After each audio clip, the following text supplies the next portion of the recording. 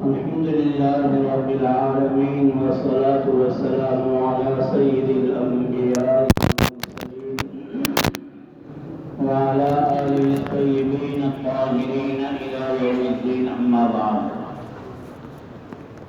اللهم إنا نحمدك ونستعينك على الدرس. بسم الله الرحمن الرحيم. باب كنس المسجد والتقاط الخرق والقضاء والعیدان. اس ترجمۃ الباب میں حضرت امام بخاری رحمۃ اللہ علیہ نے کئی مسائل بیان کیے ہیں. مسئلہ نمبر 1 کہ مسجد کے اندر جھاڑو لگانا. مسجد کے اندر کوڑا کرکٹ جو پڑا ہو جھاڑو مار کر اس کو صاف کرنے کا کیا حکم ہے. جو باب کے تحت میں روایت لائے ہیں ان روایتوں سے معلوم ہوتا ہے کہ جھاڑو مارنا مسجد میں صاف صفائی کرنا یہ جائز ہے. لیکن یہ روایت ایک دوسری روایت کے ساتھ متعارض ہوگی. مسند احمد میں ایک روایت ہے جس کا مضمون یہ ہے کہ جب کوئی آدمی مسجد میں جھاڑو لگاتا ہے، مسجد میں صفائی کرتا ہے اور وہاں سے کوڑا کرکٹ نکالتا ہے تو وہ کوڑا کرکٹ اس آدمی کو قسم دیتے ہیں کہ اللہ کے واسطے تجھے قسم ہے ہمیں یہاں سے باہر مت پھینکو. ابو داؤد شریف کے اندر بھی روایت ہے، سند کے اعتبار سے صحیح روایت ہے، مضبوط روایت ہے. تو اس روایت سے پتہ لگا کہ جھاڑو نہیں مارنی چاہیے، کیونکہ اگر جھاڑو مارو گے تو کوڑا کرکٹ کچرا کچھ نہ کچھ جمع ہوگا، اسے باہر ہی تو پھینکنا پڑے گا. تو یہاں پتہ لگا باہر پھینک دو نکال کے. اور ابو داؤد شریف کی روایت کہہ رہی ہے کہ وہ تمہیں قسم دیتے ہیں کہ واللہ ہمیں مت نکالو. پتہ کیا لگا کہ نہیں نکالنا چاہیے. تو اب دونوں روایتوں میں تعارض ہو گیا. تطبیق کیا دیں گے آپ؟ تطبیق کی شکل یہ ہے، علماء نے بیان فرمائی کہ جو کچرا یا کنکری وغیرہ مسجد کا جز بنا دی جائیں. بعض چیزیں ایسی ہیں کہ انہیں مسجد کا جز بنا دیا گیا ہو تو انہیں تو نہیں نکال سکتے. مثال کے طور پہ کچی مسجد ہے، فرش کچا ہے، تو یہاں پر جو کچی مسجد کی زمین ہے وہ زمین کا جز ہو گیا. اب اگر کوئی آدمی کھدائی کر کے کچی مسجد کی زمین کو باہر پھینکے گا تو یہ جو ڈھیلے نکالے گا، ڈلیاں نکالے گا، چھوٹی چھوٹی بڑی چھوٹی، تو یہ اس کو قسم دے گی کیونکہ مسجد کا جز ہے، انہیں تو نہیں نکال سکتے. حضور پاک صلی اللہ علیہ وسلم کے زمانے میں جو مسجد کے اندر کنکریاں پڑی تھی تو وہ کنکریاں مسجد کے فرش کا جز تھی، انہی پہ نماز پڑھی جاتی تھی. تو اب جب انہیں کوئی نکال لے گا پھینکے گا تو وہ کنکریاں اسے قسم دیتی ہیں. تو پتہ لگا کہ جو کنکریاں یا دیگر چیزیں مسجد کا جز بنا دی گئی ہوں انہیں تو نکال کر پھینکنے کی اجازت نہیں ہے. ہاں، اس کے علاوہ جو عارضی طور پہ کچرا روز باہر سے آتا ہے، مسجد میں لوگ جاتے ہیں، جانے والوں کے پیروں میں لگ کے چلا گیا، یہاں وہاں بیٹھے ہیں، کاغذ کے ٹکڑے توڑ توڑ کے پھاڑ پھاڑ کے وہاں پر ڈال دیے، تو اس طور پہ جو کچرا ڈالا جائے گا اسے تو نکالنا چاہیے اور اسے نکالنے پر بڑا ثواب بتایا گیا. پیچھے جو ابھی کل قصہ آیا ہے اس حبشن کا جس کے بارے میں ہار کا قصہ ہوا، تو جب وہ مدینہ منورہ میں چلے گئی وہ کیا کرتی تھی؟ مسجد ہی تو صفائی کرتی تھی. مستقل یہاں راوی بھی کہہ رہے، راوی تو کہہ رہے کہ یا تو کوئی مرد تھا یا کالی عورت تھی. اور کالی عورت سے مراد وہی عورت ہے جو کہ یہ حبشن ہار کے قصے والی ہے. یہ عورت مسجد میں صفائی کیا کرتی تھی. 2-4 دن گزر گئے. آپ صلی اللہ علیہ وسلم نے دیکھا کہ مسجد میں کچرا بہت ہے. مسجد کے اندر کاغذ ٹکڑے چھوٹا بڑا کچرا جس کو بولتے ہیں کوڑا کرکٹ کافی چیزیں چھوٹی بڑی لکڑیاں جمع ہو گئی ہیں. تین کے ٹوٹے پڑے ہیں. تو آپ نے پوچھا کہ بھائی صفائی نہیں ہو رہی مسجد کی, وہ صفائی کرنے والی کہاں چلی گئی؟ یہ ساری کتابیں جو اس نے منہ کے آگے رکھ لی, یہ بیٹھا ہے کمینہ بھائی. تو یہ جو کوڑا کرکٹ ہے آپ نے پوچھا کہ کہاں چلا گئی وہ جھاڑو لگانے والی؟ تو صحابہ نے بتایا کہ اللہ کے رسول علیہ السلام اس کا تو انتقال ہو گیا. اچھا کب؟ 2-3 دن ہو گئے. کیا آپ نے بتایا نہیں مجھے؟ کہ ہم نے سوچا اللہ کے نبی رات میں انتقال ہوا کہ آپ کو کیا پریشان کریں, ہم نے دفنا دیا, نماز پڑھ لی, دفنا دیا بیچاری کو. تو آپ نے ارشاد فرمایا کہ چلو بتاؤ دلونی, اس کی قبر پہ میری رہنمائی کرو. کہاں بنائی تم نے اس کی قبر؟ کہاں ہے جنت البقیع میں, کس طرف ہے؟ تو صحابہ نے بتایا اور آپ نے جا کے اس کی قبر پہ نماز پڑھی. یہ آپ کی خصوصیت ہے. آپ نے پڑھی اور یہ کہا کہ یہ قبریں اندھیرے میں تاریک ہوتی ہیں, قبریں میرے نماز پڑھنے سے اللہ ان میں روشنی ڈال دیتا ہے. بہرحال ترجمہ ثابت ہو گیا کہ ایک عورت تھی مسجد میں, وہ جھاڑو مارتی تھی, اور جھاڑو مارنا اتنا بڑا عمل ہے عند اللہ کہ حضور نے اس عورت کے اسی عمل کی بنا پر اس کے ساتھ اتنا بڑا معاملہ کیا کہ اس کی نماز جنازہ ادا فرمائی قبر کے اوپر جا کے. ایک مسئلہ تو یہ ہے. آگے دوسرا مسئلہ ہے التقاط. التقاط کہ کیا معنی ہے بھائی؟ چننا. چننا چننا سمجھتے ہو؟ ایسے ایسے چیزیں اٹھانا, جیسے نیچے اناج بکھر گیا, چاول کے دانے پڑے ہیں, ہم کہتے ہیں اٹھا لے, تو سارے ایک دم نہیں تو آدمی ایک ایک کر کے اٹھاتا ہے. اس کو کہتے ہیں چننا, لینا, اٹھانا. التقاط مسجد کے اندر سے چن لینا. کہیں کو خیراقن, خیراقن جمع ہے خرقتن کی. اور بھائی خرقتن کس کو کہتے ہیں؟ خرقتن کے معنی آتے ہیں کپڑوں کا ٹکڑا, چیتھڑے جسے ہم بولتے ہیں, کپڑے کے ریزے, کپڑے کے ٹکڑے. جیسے کاغذ کے ٹکڑے آتے ہیں ایسے چھوٹے چھوٹے کپڑے بھی توڑ کے بچے ڈال دیتے ہیں. مسجدوں میں اگر وہ پڑے ہیں تو انہیں چننا. پتہ لگا مسجد میں ادھر ادھر کے کپڑے نہیں ڈالنے چاہیے, خراب پھٹے پرانے. یہ مسجد اس کی جگہ نہیں ہے. تیسرا لائے ہیں وہ قضا. قضا سے کیا مراد ہے؟ خاشاک اس کے نیچے لکھا ہے, خاشاک. خاشاک کے معنی آتے ہیں چٹائی کے تن کے. چٹائی بنتی ہے نا, چھوٹے چھوٹے اس کے تن کے نکال کے توڑ کے, جیسے چھوٹے بچے جو یہاں ہے نہیں, حفظ کے بہت کم ہیں, وہ نیچے آتے نہیں.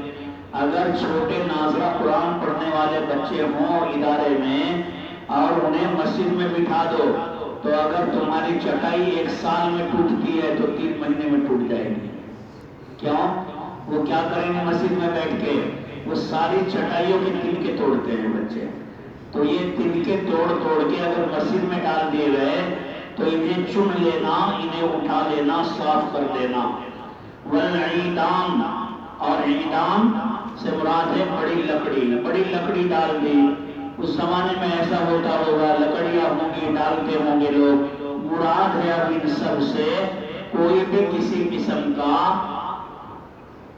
پیچھے پڑ رہا ہے, آگے کھڑا ہو جائے.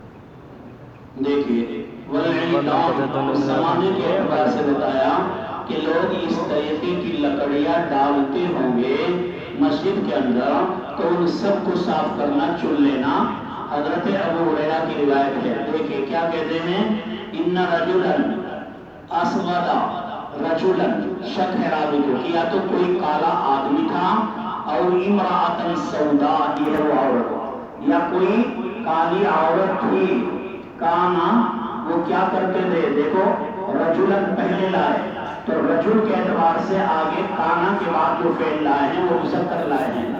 یقم المسجد اما یقم اماما یقوم تشدید لگا دو اما یقم کے معنی کیا ہوتے ہیں یقمیسو یعنی جھاڑو مارنا مسجد کے اندر وہ عورت جھاڑو مارتی فماتا وہ مرد یا عورت مر گئے فسلم نبی صلی اللہ علیہ وسلم اللہ کے نبی صلی اللہ علیہ وسلم نے لوگوں کو اس مرد کے بارے میں معلوم کیا فقالوا ماتا تو آپ صلی اللہ علیہ وسلم نے فرمایا کہ ان کا تو انتقال ہو گیا فقال اتنی دیر تک کر رہا تھا استنجا فلا کنتم آذنتمونی بہ کیا فرمایا فقال افلا کنتم پس کیوں تم نے مجھے اس کے بارے میں خبر نہیں دی افلا کنتم آذنتمونی پس کیوں تم نے مجھے اس کے بارے میں خبر نہیں دی ہے چلو دلونی علی قبری میری رہنمائی کرو ان کی قبر کی طرف کہاں ہے ان کی قبر اور یہ فرمایا آپ نے کہ اس عورت کی قبر کہاں ہے دیکھو اور قالا قبرہا اکثر لوگ کہتے ہیں کہ اس سے مراد وہ عورت ہی ہے جس کا تذکرہ پیچھے آیا ہے کہ اس کو ہار کا الزام لگا دیا گیا تھا فاتا قبر آپ صلی اللہ علیہ وسلم قبر پہ تشریف لائے فصلی علیہا اور آپ نے اس کی قبر پہ نماز ادا فرمائی چلیے باب تحریم تجارت الخمر بالمسجد چلیے وبه قال حدثنا عبدان وعن ابي حمزه للأعمش عن مسلم المسروق عن عائشة رضي الله عنها قالت لما انزلت الآيات من سورة البقرة في الربا خرج النبي صلى الله عليه وسلم إلى المسجد فقرأهن على الناس ثم حرم تجارة الخمر. باب تحریم تجارت الخمر فی المسجد. اس ترجمے میں کیا بتانا چاہتے ہیں, کیا مقصد ہے امام بخاری رحمۃ اللہ علیہ کا؟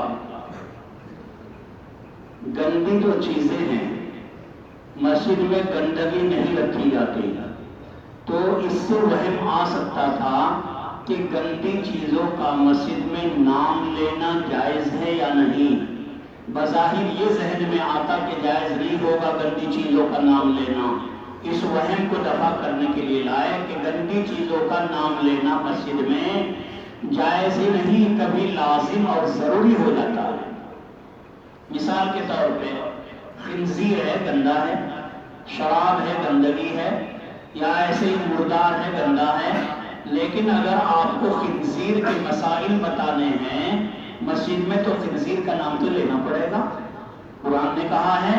یا ایسے ہی خنزیر کے علاوہ اور جتنے بھی ایسے الفاظ ہیں ان الفاظ کو آپ جنہیں مکروہ سمجھتے ہیں بولنا, تو ان کو بولنا بھی لازم ہوگا مسجد میں, جبکہ ان سے متعلق مسئلے مسائل سمجھانا ہے. تو اس بات کو بتانے کے لیے حضرت یہاں یہ بات لائے ہیں. اما عائشہ رضی اللہ تعالیٰ عنہ فرماتی ہیں کہ اللہ کے نبی صلی اللہ علیہ وسلم پر جس وقت میں شراب کی حرمت آ گئی, شراب کی حرمت پہلے آئی اور شراب کے بعد میں سود کی حرمت بعد میں آئی. شراب کی حرمت پہلے آئی, سود کی حرمت بعد میں آئی. سود کی حرمت کب آئی؟ سود کی حرمت آئی ہے فتح مکہ کے موقع پر. جب مکہ المکرمہ فتح ہوا, آپ صلی اللہ علیہ وسلم نے لوگوں میں اعلان کیا اور آپ نے یہ کہا کہ اے لوگوں, اللہ نے حرام کر دیا ہے سود کو, اور سنو میں سب سے پہلے اپنے چچا حضرت عباس کا سود ختم کرتا ہوں, کیونکہ اس وقت تک لوگوں کا مال سود پہ چل رہا تھا نا صحابہ کا.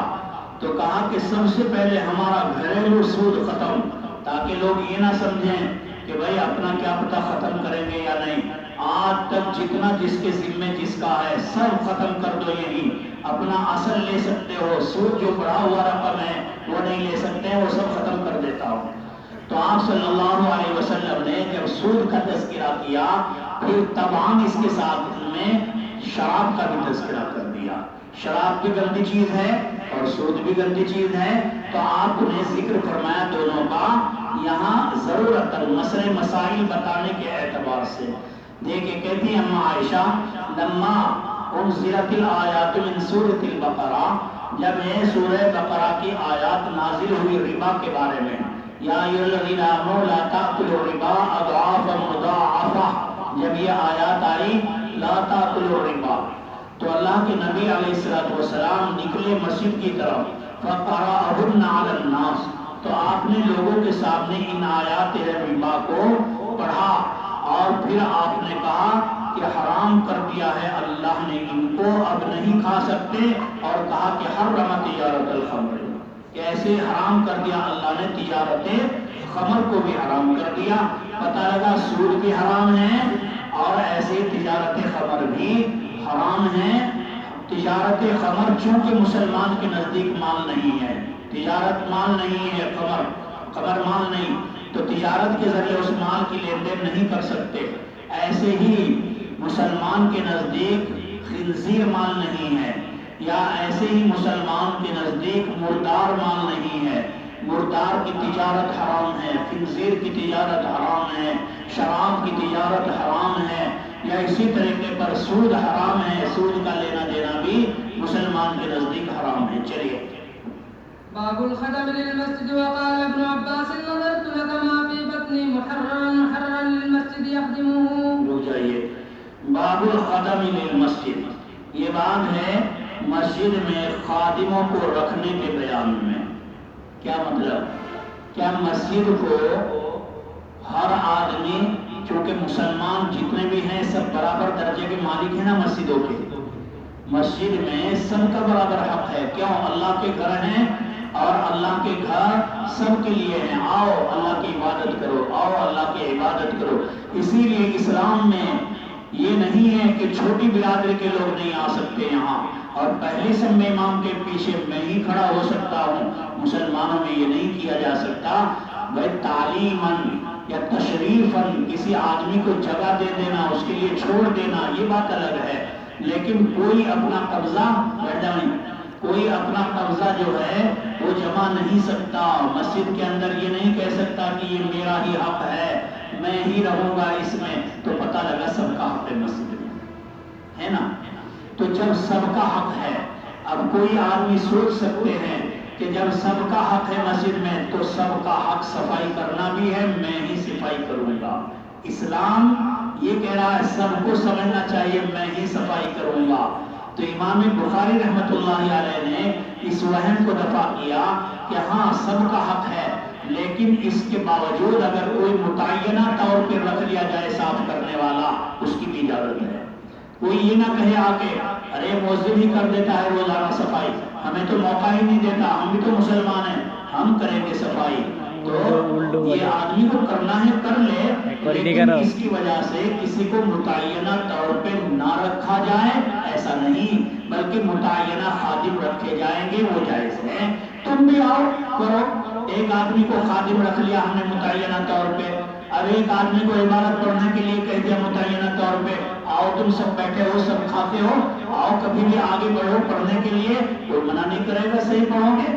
تو کوئی بھی آدمی آ کر مسجد کی صفائی کرنا چاہے تو کوئی منع نہیں کرے گا مؤذن بھی کہ کیوں کر رہا ہے یہ کام، تو لہٰذا کوئی بھی کر سکتا ہے۔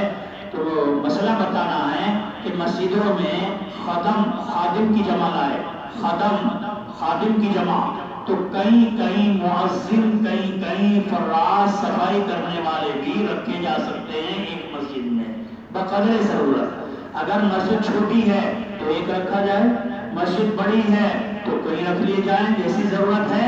حرم مبارک میں بے گنتی ہے مسجد حرم میں مؤذنین لوگ، صفائی کرنے والے لوگ، فراش خاتم مسجد حرم کے پتہ نہیں کتنے ہیں، تو پتہ لگا کہ زیادہ بھی رکھ سکتے ہیں۔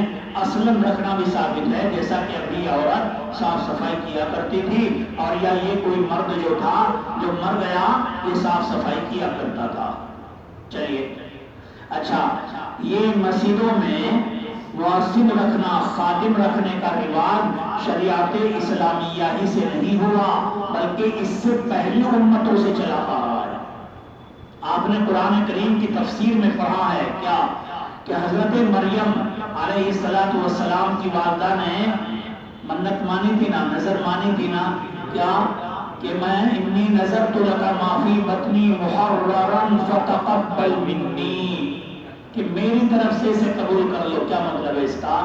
اس زمانے میں جن لوگوں کے یہاں بیٹے پیدا ہوتے تو وہ لوگ بیت المقدس کی خدمت کے لیے اس کو آزاد کر کے وہیں بھیج دیتا کہ جاؤ بس وہیں رہنا. وہ وہیں پڑھتا تھا, بچے کو بھیج دیتے اور وہیں اس کی تربیت ہوتی, وہیں اس کو کھلایا پلایا جاتا, بس وہ زندگی بھر اسی کی خدمت کرتا تھا.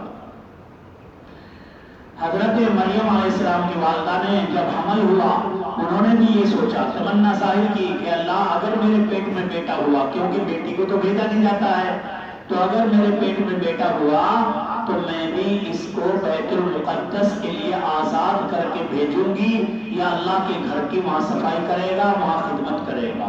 تو پتہ لگا کہ پہلی قوم سے ہی یہ بات چلی آ رہی تھی. تو بات الگ ہے, اللہ نے مریم پیدا فرمائی بجائے لڑکے کے, لڑکی پیدا ہو گئی, لیکن ان کی تمنا تو تھی نا, تمنا جبھی تو کر رہی تھی وہ جب دوسرے لوگ بھیج رہے تھے وہاں اپنے لڑکوں کو. چلیے. وبه قال حدثنا احمد بن واقد قال حدثنا حماد بن ثابت عن ابي رافع عن ابي هريره رضي الله عنه ان امراه او رجلا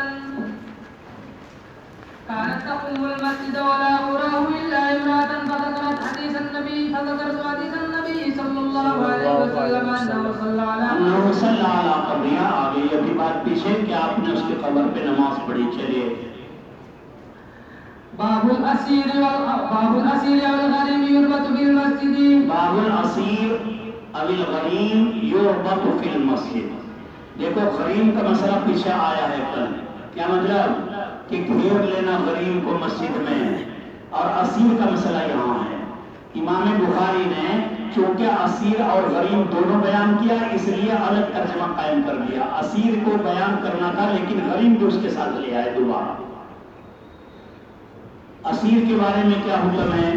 فرماتے ہیں کہ اگر کوئی آدمی کسی کا قرضہ نہ دیتا ہو اور یا دوسرے کسی مسئلے میں وہ اس کا مجرم ہو تو مجرم کو مسجد کے اندر قید کر سکتے ہیں, قیدی بنا سکتے ہیں, اس کے پیر میں ہاتھ میں رسہ ڈال کے مسجد میں اسے باندھ سکتے ہیں. لیکن یہ بات یاد رکھنی چاہیے کہ اصلاً تو مسئلہ یہ ہے, لیکن اب یہ مسئلہ نہیں کیا جائے گا. اگر مجبوری آ جائے تو فبیہا امر آخر. کیوں؟ اس لیے کہ یہ جو یہاں پر مسئلہ ہے کہ قیدی کو مسجد میں قید کیا جائے گا, باندھا جائے گا. کہیں سے باندھا جائے گا؟ ستون سے. ستونوں سے باندھا جاتا تھا نا. استوانہ حنانہ ابھی بھی وہاں ہے, جن کے ساتھ میں ابو لبابہ کو باندھا گیا تھا, وہ ستون ابھی بھی مسجد میں موجود ہے. حضور پاک صلی اللہ علیہ وسلم کے زمانے میں باندھا گیا تھا. اور ایسے ہی آگے روایت آ رہی ہے کہ ان کو بھی اللہ کے نبی صلی اللہ علیہ وسلم کو نے بتوایا ہے. سمامہ بن اسال کو پکڑ کے لائے صحابہ, آگے آ رہا ہے, ان کو بھی مسجد کی ستون میں باندھا. کیوں باندھا؟ یہ مجبوری تھی, ایک ضرورت تھی, کیونکہ اس زمانے میں جیل نہیں تھی, جیل خانہ نہیں تھا. اب کہاں باندھے؟ چھوٹے چھوٹے گھر ہیں, کہاں رکھیں گے اس کو؟ چلو بس یہی باندھ دو مسجد کے ستون سے. ہر دن مسجد میں صحابہ آتے رہتے ہیں, کہاں جائے گا یہاں سے؟ بہرحال جب حضرت عمر فاروق رضی اللہ تعالیٰ عنہ کا زمانہ آیا تو عمر فاروق نے ایک مکان خریدا اور جیل خانہ بنایا. عمر فاروق کے وقت سے پھر جیل خانہ شروع ہو گیا. آج دنیا میں جیل خانے بنائے ہوئے ہیں. جب جیل خانے بنائے ہوئے ہیں تو اب مسجدوں میں باندھنے کی ضرورت نہیں ہے. حضور پاک صلی اللہ علیہ وسلم نے جو سمامہ بن اسال کو بنوایا تھا, یہ باندھنے کا مطلب یہ نہیں کہ بھائی یہاں ستون ہے اور ستون سے لگا کے کس دو, ایسا نہیں, بلکہ جیسے کسی چوپائے کے پیر میں رسہ یا سنکھڑ گلے میں ڈالتی جاتی ہے اور وہ تھوڑا دور بھی لیتا ہے, ایسے لمبا سا کر کے رسہ پیر میں باندھ دیا جاتا تھا جسے وہ کھول نہ سکے, تاکہ یہ آدمی بالکل ستون سے, جیسے سمجھ لو ہمارے یہاں ہتھ کڑی ہے, ہتھ کڑی ہوتی ہے نا, ہاتھ میں ڈال کے رکھتے ہیں, رسہ لمبا رہتا ہے, پولیس والا وہاں چل رہا ہے, یہ وہاں چل رہا ہے, تو وہ اس پہ کنٹرول رکھتا ہے اس ہتھ کڑی کے ذریعے. تو اس طریقے پر سمجھ لو کہ ایک رسہ پیر میں باندھ دیا جاتا تھا تاکہ مسجد میں ہی رہے آدمی, کہیں نکل کے بھاگ نہ سکے. بہرحال ضرورتاً یہ جائز ہے, اصلاً جائز ہے, اصلاً جائز ہے, ضرورتاً اصلاً جائز ہے.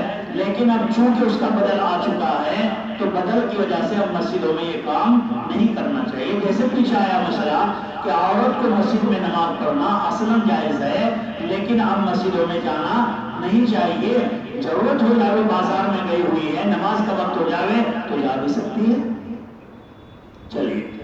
وبه قال حدثنا اسحاق بن ابراهيم قال اخبرنا محمد بن جعفر عن شعبة عن محمد بن زياد عن ابي هريرة رضي الله عنه عنهم عن النبي صلى الله عليه وسلم قال ان عفريتا من الجن تخلط علي البارحة او كلمة نحوها ليقطع. ان عفريتا من الجن، عفریت کے معنی بہت ڈاؤن قسم کا جن. کیسا؟ ڈاؤن، بدماش، بہت زیادہ ہمت والا، طاقت والا جن، اس کو کہتے ہیں عفریت. ان عفریتا من الجن تفلت علی البارحہ.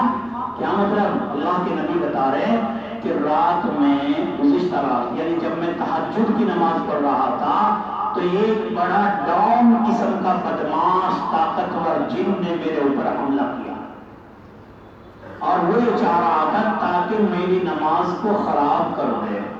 لیکن اللہ نے مجھے ہمت دی، میں نے اس جن کو پکڑ لیا اور نماز بھی بچ گئی میری، لیکن اس کو میں نے کنٹرول کر لیا.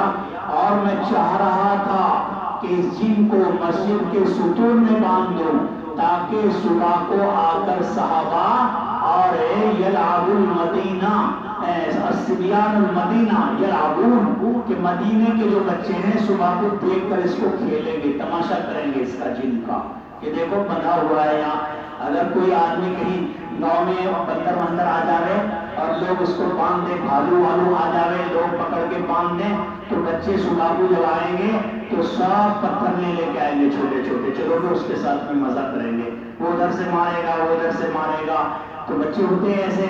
اللہ کے نبی نے کہا کہ سارے بچے لوگ دیکھتے اس کو، میں نے چاہ باندھ دوں. تو یہ ترجمہ ثابت ہو گیا کہ آپ مسجد کے ستون سے باندھنا چاہ رہے تھے، باندھ ہی دیا گویا کہ کیوں؟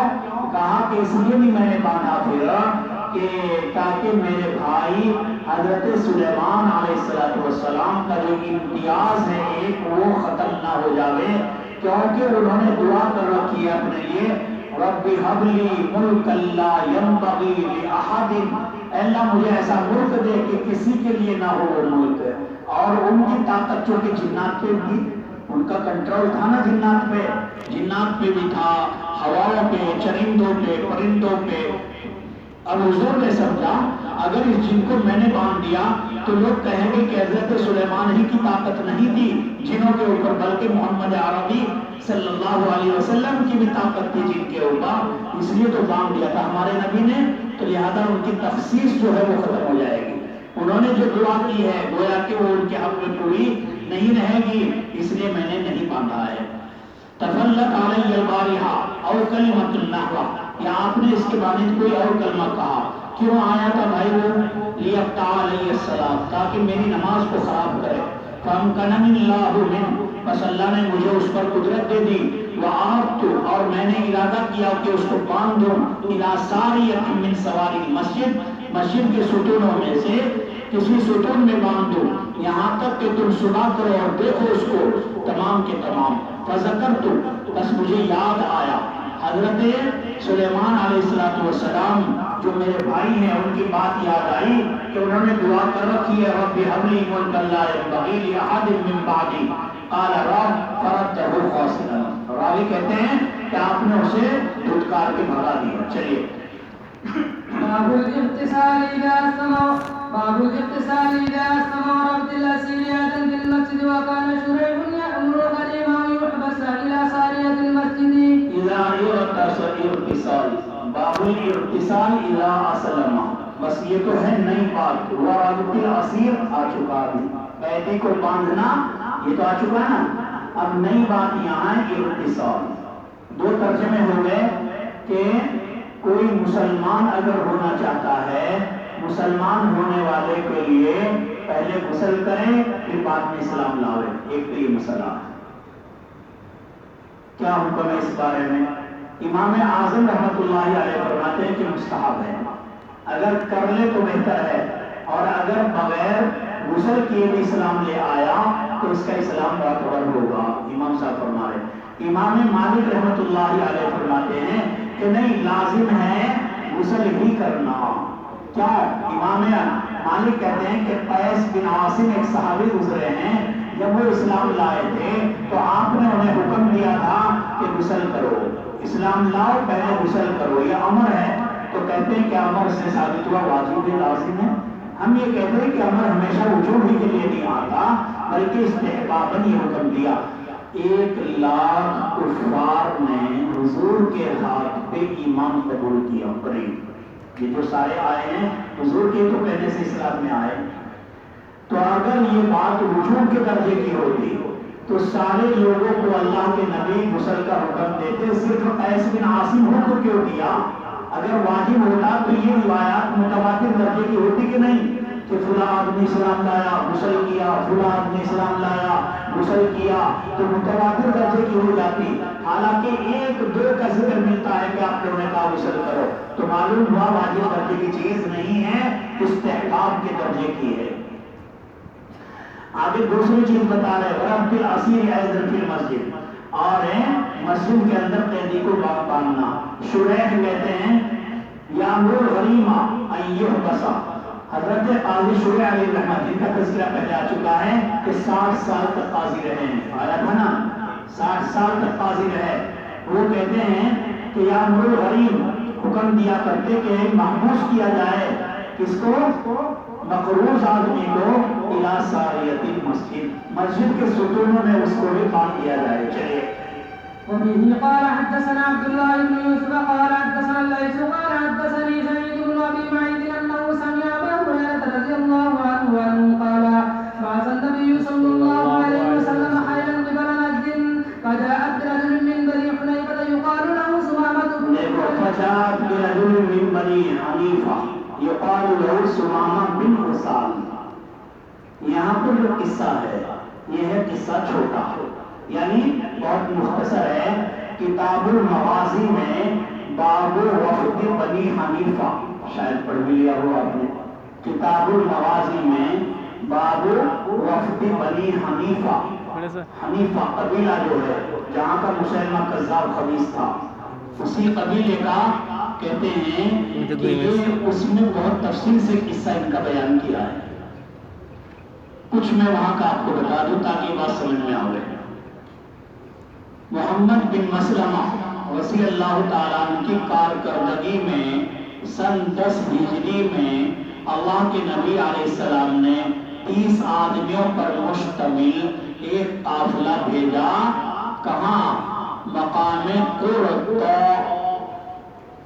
کی جانب، جو کہ قبیلہ بنی بکر کی شاخ ہے، کہ جاؤ وہاں حال صحیح کر کے آؤ لوگوں کا. یہ بہت پریشان کر رہے ہیں ہم کو. 30 آدمی گئے، جا کے صحابہ نے ان پہ بول دیا تھا، حملہ کر دیا جا کے اندھا دھند. 10 آدمی تو ان کے قتل ہوئے اور باقی بھاگ گئے ادھر ادھر. اور صحابہ کو وہاں اس غزوے میں 150 اونٹ مال غنیمت ملے. کتنے؟ 150 اونٹ مال غنیمت اور 3000 بکریاں ملی. جب صحابہ ادھر سے واپس آ رہے تھے تو صحابہ گزر رہے تھے قبیلہ بنی حنیفہ کے پاس سے. تو قبیلہ بنی حنیفہ کے جو سردار تھے حضرت سمامہ بن عسال رضی اللہ تعالیٰ عنہ، بعد کے اعتبار سے کہہ رہا ہوں، جب بعد میں ہو گئے تھے تو سمامہ بن عسال جو کافر تھے، ابھی سردار تھے اپنے خاندان کے، تو یہ جا رہے تھے، راستے میں صحابہ کو پھنس گئے. صحابہ جانتے تھے، وہ تو ساری تحقیق رکھتے تھے کس قبیلے میں کون ڈاؤن ہے، تو پکڑ لیے اور قید کر کے حضور کے پاس لے آئے مدینہ منورہ. اللہ کے نبی علیہ السلام نے کہا کہ باندھو، جا کے مسجد میں ستون میں باندھو. مسجد میں ستون میں آپ نے بتوایا کہ بڑے آدمی ہیں، لہذا یہ ہماری ساری نقل و حرکت کو دیکھیں گے اور پھر یہ خود ہی فیصلہ کر لیں گے اسلام کے بارے میں کہ اسلام کیسا دین ہے. باندھ دیا اللہ کے نبی نے، بندھوا دیا. تو روزانہ جب بھی حضور نماز پڑھانے کے لیے تشریف لاتے ان کے پاس سے گزرتے، جہاں بند رہے نا ان کے پاس سے گزرتے اور پوچھتے کیا گمان ہے، کیا خیال ہے آپ کا.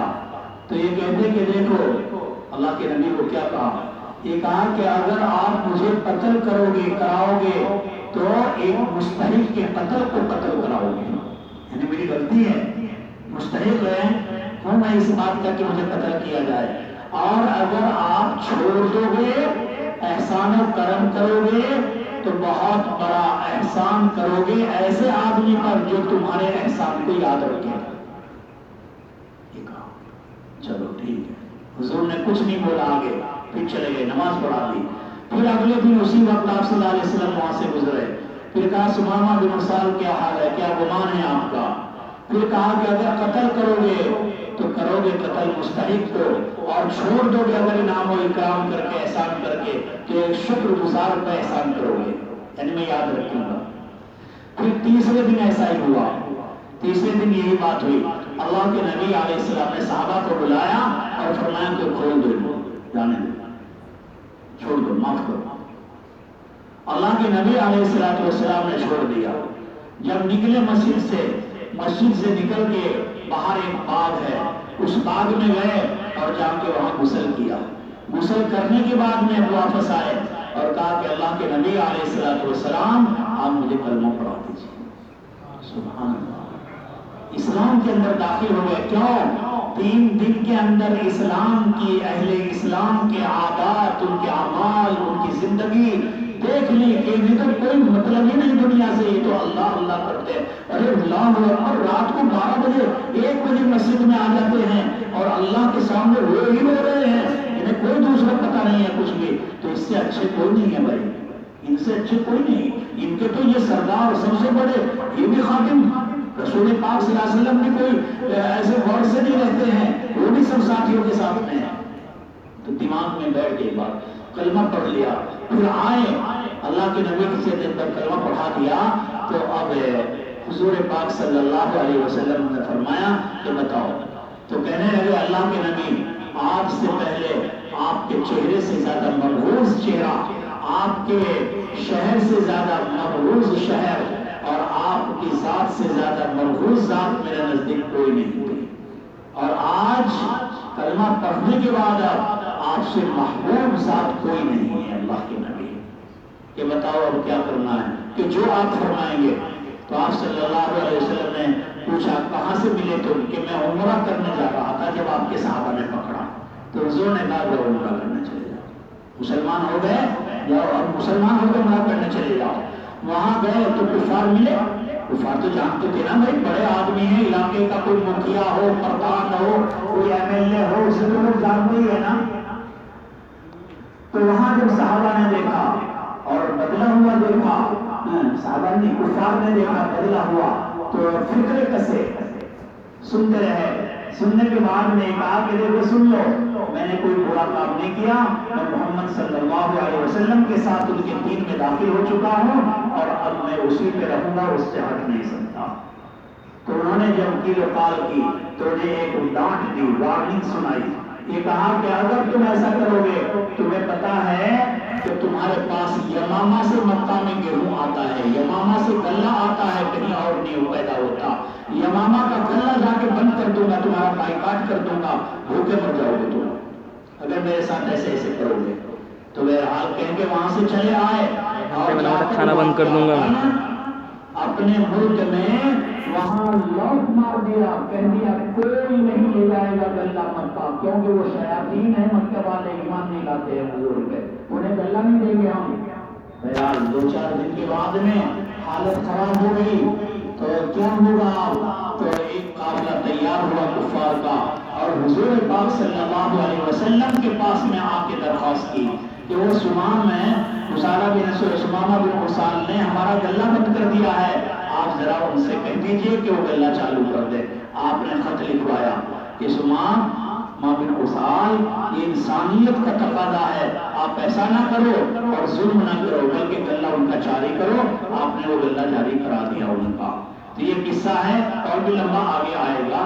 یہاں دیکھیں ہم کیا کہتے ہیں، جب یہ باسل نبی سے سمجھ لو، وہ 30 آدمی بھیجے اللہ کے نبی نے، کہاں؟ خیلن قبل نجد کی جانب چل، گھڑ سوار 30 آدمی بھیجے، فجاءت برجل من بنی حنیفہ، بنو حنیفہ کے ایک آدمی کو پکڑ کے لائے، جہاں بھیجا تھا نا مقام قرطہ، اس کا ذکر نہیں ہے یہاں۔ مقام قرطہ میں گئے تھے، اس کا ذکر نہیں جہاں 10 آدمی قتل کیے ہیں، صرف یہاں بتا رہے کہ یقال له سمامہ بن اسال فربطوه بساریۃ من سواری المسجد۔ یہ ترجمہ ثابت ہو گیا کہ مسجد کے ستونوں میں سے ایک ستون کے اندر ان کو باندھ دیا گیا۔ چلیے فخرج إليه النبي صلى الله عليه وسلم فقال أطلقوا ثمامة، فانطلق إلى نخل قريب من المسجد فاغتسل۔ یہ دوسری چیز ثابت ہو گئی کہ غسل کیا انہوں نے اور مسجد میں آئے۔ چلیے ثم دخل المسجد فقال أشهد أن لا إله إلا الله وأن محمدا رسول الله۔ دیکھو سمجھ گئے بات پوری؟ اب وہ پورا قصہ لگا کے پیچھے سے پوری بات آپ کے ذہن میں آ گئی۔ چلیے آگے۔ باب الخيمة في المسجد للمرضى وغيرهم۔ خیمۃ فی المسجد، خیمہ یعنی جیسے کل اس عورت کے بارے میں بتایا آپ کو کہ اس کے لیے چھوٹی کٹیا لگائی، مسجد میں کچھ بڑا خیمہ لگا سکتے ہیں ضرورتاً؟ کیا حکم ہے مسجد میں خیمہ لگانے کا؟ خیمہ کیسا بھائی؟ کس لیے؟ ضرورت کے لیے، مجبوری ہے تو، اور یا بغیر مجبوری کے کسی وجہ سے اگر لگانا چاہیں تو کیا حکم ہے؟ حضرت امام بخاری رحمۃ اللہ علیہ نے تو مطلقاً باب قائم کر کے مطلقاً جواز ثابت کر دیا کہ ہاں لگا سکتے ہیں مسجد میں، اور مسجد سے مراد بھی حضرت مسجد شرعی ہے۔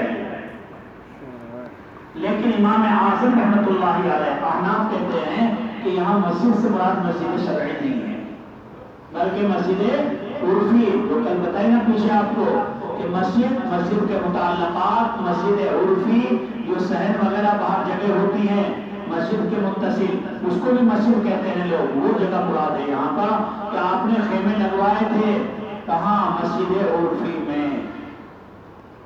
حضرت سعد رضی اللہ تعالیٰ عنہ جو ہیں، سعد بن معاذ جو قبیلہ ہے اوس کے سردار تھے، سعد بن معاذ قبیلہ اوس کے سردار تھے۔ غزوہ خندق میں ان کو کسی کافر خبیث کا تیر لگا اور یہاں بازو میں جو ایک رگ ہوتی ہے خون جاری ہونے کی، پورے بدن میں پھیلی ہوئی ہوتی ہے، وہ کٹ گئی۔ جب وہ کٹ گئی تو خون بالکل تیزی سے بہتا رہا۔ اللہ کے نبی علیہ السلام نے 2 مرتبہ ان کو داغا، 2 مرتبہ داغ کے خون تو بند ہوا لیکن ورم آ گیا۔ ورم آنا خطرے کی نشانی ہے۔ اللہ کے نبی نے ان کا خیمہ لگوا دیا سعد بن معاذ کا، چونکہ زخم ہو گیا نا، کہاں؟ مسجد میں۔ اس سے ثابت ہوا مرضی بیمار کا خیمہ مسجد میں لگا سکتے ہیں۔ کیوں لگایا؟ اس لیے تاکہ میں قریب سے ان کی دیکھ بھال عیادت کرتا رہوں، دور کہاں جاؤں گا میں؟ تو آپ نے وہاں ان کا خیمہ لگوایا، خصوصی تعلق تھا حضور کو ان کے ساتھ میں، دیکھ بھال ہوتی رہی۔ دوسرے لوگوں کا بھی بازو میں خیمہ لگا ہوا تھا، اس کا ذکر آ رہا ہے روایت میں۔ تو یہ جو ان کے بدن میں یہاں پر چوٹ لگی ہے، رگ کٹ گئی، یہ بند تو ہو گیا ہو۔ انہوں نے اللہ سے ایک دعا کی کہ بھول گیا، شاید خطرے کی گھنٹی ہے۔ آپ نے دعا کی کہ اللہ بنو قریظہ کے بارے میں جب تک میرا دل ٹھنڈا نہ ہو جائے، بنو قریظہ کے بارے میں جب تک میرا دل ٹھنڈا نہ ہو جائے، میری آنکھیں ٹھنڈی نہ ہو جائیں، اس وقت تک مجھے موت مت دینا۔ اے اللہ میں دیکھ کے مروں بنو قریظہ کے بارے میں کہ ان کا کیا حال ہوا ہے، کیونکہ بہت ستایا ہے انہوں نے۔ اللہ نے تو درست کر دیا، بظاہر ٹھیک رہے، خون بند ہو گیا۔ کچھ وقت کے بعد جب بنو قریظہ کے ساتھ میں معاملہ ہوا تو انہوں نے اس بات پہ وہ تیار ہو گئے کہ سعد بن معاذ جو فیصلہ دیں گے ہمارے بارے میں وہ ہمیں منظور ہے۔ سعد بن معاذ کے فیصلے پہ اٹھ گئے۔ اللہ کے نبی علیہ السلام نے کہا کہ ٹھیک ہے بھائی، سعد بن معاذ کو مسجد سے لے کے آؤ، بیمار تو تھے ہی نا، مسجد سے لے کے آؤ، گھوڑے پر کھچر پہ بٹھا کے لاؤ، گدھے پہ بیٹھ کے آئے۔ جس وقت میں پہنچنے لگے وہاں تو اللہ کے نبی نے لوگوں کو کہا قوموا الی سیدکم، کیا کہا؟ قوموا الی سیدکم، کھڑے ہو جاؤ اپنے سردار کی طرف۔ اسی روایت سے بعض لوگ غلط استدلال کر کے کہتے ہیں بڑے لوگوں کے لیے کھڑا ہو جانا ثابت ہے کہ اللہ کے نبی نے کہا ہے اپنے سردار کے لیے کھڑے ہو جاؤ، حالانکہ یہ مطلب نہیں ہے یہاں مطلب یہ ہے کہ تمہارا سردار آ رہا ہے، سواری پر سوار، وہ بیمار ہے، لہذا انہیں اتارنے کے لیے کھڑے ہو جاؤ۔ تو یہ تو بہت فرق کی بات ہے. الا سیدکم اور لسیدکم دونوں میں فرق ہے. الا کہا آپ نے کہ جاؤ انہیں پکڑو، یعنی آرام سے اتارو، گر نہ جاؤ، چوٹ لگ رہی ہے، یا ہو تو پھر الگ ہو جائے گا. میں آپ اتار کے لے آئے. جس وقت گئے وہ اللہ کے نبی نے فرمایا بتاؤ کیا کہنا چاہتے ہیں آپ، کیا فیصلہ ہے آپ کا؟ بنو قریظہ کہتے ہیں جو آپ فیصلہ کریں گے وہ ہمیں منظور ہے. حضرت سعد نے فیصلہ دیا کہ ان کے مردوں کو قتل کر دیا جائے. حضرت سعد نے جب انہوں نے کہا کہ جو سعد کہیں گے، بہرحال ان کے مردوں کو قتل کیا گیا. اس کے بعد اس کام سے نمٹ گئے. جو تمنا تھی ان کی تمنا پوری ہو گئی نا، جو انہوں نے دعا کی تھی وہ پوری ہو گئی. تو ہم کہتے ہیں پھر اپنے خیمے میں چلے گئے. خیمے میں ایک خیمہ بازو میں ہے، تو ایک بکری آئی کوئی باہر سے اور حضرت لیٹے ہوئے تھے، جہاں وہ زخم تھا نا اس بکری نے وہیں پر پیر رکھ دیا. جیسے ہی پیر رکھا پھر وہ خود چالو ہو گیا اور اتنا تیزی سے بہا کہ مسجد یعنی مسجد عرفی اس کے صحن میں سے وہ بازو میں جو دوسرے لوگوں کا ایک عورت بھی تھی اس میں ان کے خیمے میں خون چلا گیا. تو وہ کہنے لگی کہ کیا ہوا، یہ اتنا خون کہاں سے آ رہا ہے؟ بس اتنا قصہ بیان کیا ہے جس سے ثابت کر دیا امام بخاری رحمۃ اللہ علیہ نے کہ دیکھو مسجد میں خیمے لگانا جائز ہے مرزا کے لیے، وغیرہم، اور وہ دوسرا خیمہ جو تھا غیر مرزا کا وہ بھی جائز ہے. چلیے. وبه قال حدثنا زكريا بن يحيى قال حدثنا عبد الله بن نمير قال حدثنا عائشة بن النبي أن عائشة رضي الله عنها قالت أصيب سعد يوم الخندق.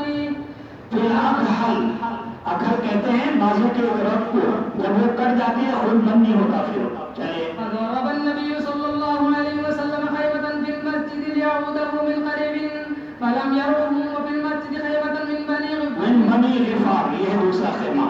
اور مسجد کے اندر ایک خیمہ اور تھا قبیلہ بنی غفار کے لوگوں کا. بس وہ کیا کہتے ہیں کہ نہیں روکا خون، ابن بہا ان کی طرف الا دم یسیل الیہ، مگر یہ کہ خون بہ رہا تھا ان کی طرف. فقالوا یا اہل الخیمہ، انہوں نے کہا اس دوسرے خیمے والے کو، اے خیمے والے بھائیو، ما ھذا الذی یاتینی من قبلکم، یہ کیا ہے ہمارے خیمے جو تمہاری طرف سے آ رہا ہے؟ فإذا سعد يغزو درعه دما فمات منها. پس حضرت سعد رضی اللہ تعالیٰ نے کہا یہ زخم کھل گیا جو بہ رہا تھا، خون بہا رہا تھا، فمات منها، پھر وہ اسی میں مر گئے. تو ثابت ہو گیا کہ یہاں پر خیمہ لگایا ہے، دوسرے لوگوں کے لیے بھی لگایا ہے. چلیے. باب ادخال البعير في المسجد لليلة. وقال ابن عباس طاف النبي صلى الله عليه وسلم على بعيره. ادخال البعير في المسجد، مسئلہ سمجھو، مسجد کے اندر اونٹ لے کر جا سکتے ہیں یا نہیں جا سکتے ہیں؟ کیا حکم ہے؟ حضور مسجد میں اونٹ لے کر گئے ہیں یا نہیں گئے ہیں؟ آپ نے مسجد میں اونٹ کو چلا کر کے مسجد میں طواف کیا ہے یا نہیں کیا ہے؟ دوسرا مسئلہ زمان بن ثعلبہ کا جو آپ نے شروع میں پڑھا ہے، وہ مسجد کے اندر آئے تھے، اونٹ باندھے تھے، اونٹ باندھا. یہ مسجد میں اونٹ باندھنا ثابت ہے یا نہیں؟ مسئلہ یہ ہے. حضرت امام بخاری رحمۃ اللہ علیہ تو کہہ رہے ہیں کہ ہاں حضور پاک صلی اللہ علیہ وسلم نے مسجد میں اونٹ کو داخل کیا ہے. کب؟ فتح مکہ کے وقت. آپ مکہ المکرمہ کو فتح کرنے کے وقت میں آپ مسجد میں اونٹ پر گئے ہیں اور آپ نے جب عمرہ کیا ہے طواف بھی اس عمرے کا آپ نے اونٹ پر کیا ہے. طواف آپ نے اونٹ پر کیوں کیا ہے؟ اس کی وجہ نیز بتائیے کہ حضور نے مسجد میں طواف اونٹ پر کیوں کیا؟ جبکہ امید ہے کہ وہ پیشاب کر سکتا ہے، وہ عید کر سکتا ہے. اس کا جواب یہ دیا کہ حضور پاک صلی اللہ علیہ وسلم نے چونکہ آج ہی مکہ فتح کیا ہے اور ممکن ہے کہ کوئی دشمن چھپ کر کے اندر آ جائے مطاف میں اور نیچے چکر مارتے ہوئے وہ حضور کو تکلیف پہنچا سکتا تھا، اندیشہ ہے. تو اس لیے آپ نے یہ کیا. لیکن یہاں اشکال ہوگا کہ اللہ نے تو قرآن میں نازل کر دیا واللہ یعصمک من الناس، کہ اللہ تمہاری حفاظت کرے گا، تم گھبراؤ نہیں. تو پھر یہاں ڈر کس بات کا ہے؟ فرمایا کہ اللہ نے وعدہ کیا ہے کہ آپ کو کوئی قتل نہیں کر سکتا ہے لیکن معدوم نفس تکلیف پہنچا سکتا ہے. بھائی معدوم نفس ہی تو ہوا ہے غزوہ احد میں. آپ کے دانت ٹوٹ گئے، چکر آ گئے، یہاں کھوج لگ گئی، کھینچا گیا، تو یہ معجوناً نفس تکلیف کے حفاظت کا وعدہ نہیں ہے، قتل کی حفاظت کا وعدہ ہے، اس لیے قتل کوئی نہیں کر سکتا تھا، حضور کو اللہ نے وعدہ کر دیا تھا۔ تو بہرحال وہاں آپ نے دشمن کے خدشے کی وجہ سے اوپر بیٹھ کے طواف کیا، کیوں اوپر ہے وہاں کیسے کیا کرے گا کوئی؟ بھائی اس زمانے میں گولیاں تھوڑا تھی، وہ تو اوپر بھی مار دے گا، ایسا نہیں تھا، وہ تو تلوار سے لڑائی لڑتے تھے، اب اوپر اٹھا کے تلوار کا حملہ کرے گا، جب تک تو صحابہ ہے نا آپ کے پاس میں، وہ کر دیں گے پورا کام اس کا، تو بہرحال اس لیے کیا۔ دوسرے آپ صلی اللہ علیہ وسلم نے حجۃ الوداع کے موقع پر بھی یہی کیا کہ جب بھی آپ نے اونٹ کو داخل کیا اور آپ نے طواف کہیں پہ کیا؟ اونٹ کے اوپر۔ کیوں کیا تھا؟ وہاں اس لیے کیا تاکہ آج لوگ سارے دیکھ لیں کہ نبی طواف کیسے کرتا ہے، نیچے سے اگر کریں گے تو پتہ نہ لگتا، اوپر بیٹھ کے کیا سب کو سمجھانے کے لیے کہ طواف ایسے کیا جائے گا، استلام ایسے کیا جائے گا، اور پھر استلام کر کے ایسے اپنے ہاتھوں کو بوسہ دیا جائے گا، یہ طریقہ بتانے کے لیے اللہ کے نبی اوپر سے طواف کر رہے ہیں۔ یہ تو ہو گئی علت کہ کیوں طواف کیا اونٹ پہ، لیکن مسجد میں اونٹ کو داخل کیا ہے آپ نے یا نہیں کیا ہے، اس کا کیا حکم ہے؟ ہم کہتے ہیں احناف کہ آپ نے اونٹ کو داخل نہیں کیا ہے، مسجد شرعی میں نہیں داخل کیا ہے، بلکہ یہ کیا ہے، میں نے پیچھے آپ کو بتلایا کہ اصل مسجد ہے بیت اللہ، اصل مسجد کیا ہے؟ بیت اللہ، اسی میں نماز پڑھتے تھے نا، لیکن بعد میں جب انہوں نے اجارتاری کر دی، لوگوں نے مجبور کر دیا، اوپر کر دیا دروازہ، تو لوگوں نے وہاں نماز پڑھنے شروع کر دی۔ تو مسجد کو اصل یہ جو مطاف ہے یہ مسجد نہیں ہے، یہ تو اللہ کے گھر کو، مسجد کا اللہ کے گھر کا چکر مارنے کی جگہ ہے، یہاں داخل ہوا ہے وہ، سمجھے بات؟ بیت اللہ میں داخل ہوا، یہاں داخل ہوا، کیونکہ اس زمانے میں ایسے تھا جیسے بیت اللہ ہے، یہ بیت اللہ یہاں بیچ میں کھڑا ہے، اور یہ جو حصہ ہے اتنا، یہ حصہ ہے مطاف، اور یہ مطاف مسجد سے باہر کا حصہ ہے، بیت اللہ سے باہر کا، اس مطاف سے ملے ہوئے گھر میں بالکل وہیں قریب میں گھر بنے ہوئے تھے مکہ والوں کے، اور گلیاں تھی چھوٹی چھوٹی، تو اللہ کے نبی جب باہر سے آئے ہیں اپنے اونٹ پہ سوار ہو کے مکہ کی گلیوں سے اندر آئے اور داخل ہو گئے وہاں جہاں مسجد کے پاس میں جگہ خالی تھی جہاں طواف کرنا تھا۔ تو ہم یہ کہتے ہیں کہ مسجد شرعی میں اونٹ کو داخل نہیں کیا گیا، تو آج بھی اونٹ کو مسجد شرعی میں داخل نہیں کر سکتے، ہم یہ کہتے ہیں۔ چلیے وبه قال حدثنا عبد الله بن يوسف قال اخبرنا مالك عن محمد بن عبد الرحمن بن نوفل عن عروة بن الزبير عن زينب بنت ابي سلمة عن ام سلمة رضي الله عنها قالت شكوت الى رسول الله صلى الله عليه وسلم انی اشتکا، کیا یہاں ایک بات اور بتا رہے، ام سلمہ کا بھی قصہ ہے، ام سلمہ بھی کہتی ہیں کہ میں نے بھی اونٹ پہ کیا ہے اپنا طواف، جو آپ نے طواف کیا ہے، بیمار تھی اس دن، شکوت، اللہ کے نبی کو میں نے کہا بہت بدن دکھ رہا میرا، تو مجھے درد ہے، میں کیسے چکر لگاؤں گی 7 چکر، تو آپ نے مجھے بھی اجازت دی کہ جاؤ اونٹ میں کر لو، تو یہاں بھی ہم کہیں گے کہ اونٹ پہ کیا ہے لیکن مسجد شرعی میں نہیں کیا، عرفی میں کیا ہے۔ چلیے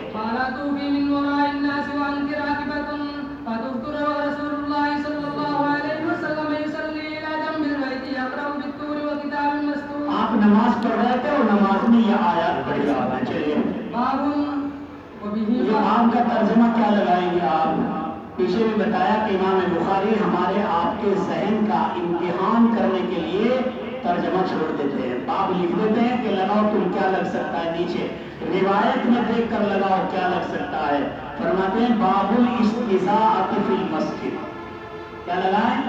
باب الاستضاءۃ فی المسجد، مسجد کے اندر روشنی چراغ کا کیا حکم ہے؟ یہ باب کیوں قائم کیا حضرت نے؟ دیکھو ایک روایت آپ پڑھ کے آئے ہیں، مشکات میں بھی ہے، ابو داؤد میں بھی ہے، کیا بشر المشائین فی الظلم الی المساجد یوم القیامت بنور التام، پڑھا نا؟ کہ اے لوگوں خوشخبری سنا دو مشائین فی الظلم کو، رات کی تاریکیوں میں مسجدوں کی طرف چلنے والوں کو قیامت کے دن نور تام کی روشنی خوشخبری سنا دو۔ اس روایت کو ذہن میں لے کر ایک وہم آ سکتا تھا، اس کو دفع کرنے کے لیے یہ باب لائے ہیں۔